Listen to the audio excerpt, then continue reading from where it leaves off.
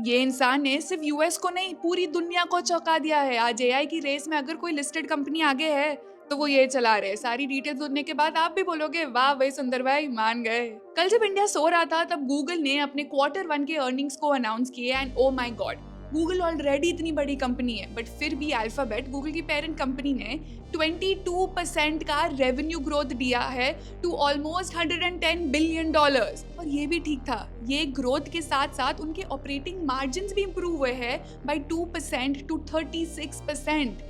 Business तो इसे बोलते हैं। और सबसे बड़ी ग्रोथ आई है गूगल क्लाउड से जिसका रेवेन्यू था $20 billion which was up by 63%। And as if that was not enough, उनके पास ऑलरेडी गूगल क्लाउड के लिए ऑलमोस्ट $400 बिलियन के साइंड कॉन्ट्रैक्ट्स ऑलरेडी है। गूगल इस साल $200 बिलियन एआई के केपेक्स में इन्वेस्ट करेगा। बट मजे की बात यह है कि इसके बाद भी उनके जो फ्री कैश फ्लोज है वो पॉजिटिव होंगे। और इसी न्यूज की वजह से गूगल का जो स्टॉक है वो आफ्टर मार्केट्स में 7% से ऊपर गया। अब फॉर कंपैरिजन मैं आपको Amazon और मेटा का डेटा बताती हूँ। Amazon has also done well। उनका जो रेवेन्यू है वो 16% से इंक्रीज हुआ है टू $181 बिलियन एंड उनके भी ऑपरेटिंग मार्जिन्स इंप्रूव हुए हैं बाय ऑलमोस्ट 1.3%। Amazon का जो AI रिलेटेड काम है वो काफी AWS के अंडर होता है, उसमें भी अच्छी ग्रोथ है ऑफ 28%। इस साल Amazon भी around $200 billion AI related investments में कर रहा है। बट गूगल से फर्क इसमें यह है कि ये खर्चों के बाद उनका जो फ्री कैश फ्लो है वो नेगेटिव हो जाएगा और इसी के वजह से Amazon का स्टॉक जो है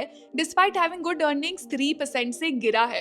एंड लास्टली मेटा ने भी बहुत स्ट्रॉन्ग ग्रो किया है by 33% reaching $60 billion in revenue. Meta is planning to invest around $145 billion in AI investment. But क्योंकि उनने मेटावर्स में ऑलरेडी लॉसेस किए थे एंड उन पे कुछ लीगल और रेगुलेटरी इश्यूज भी चल रहे हैं अभी, their stock actually fell by 7%।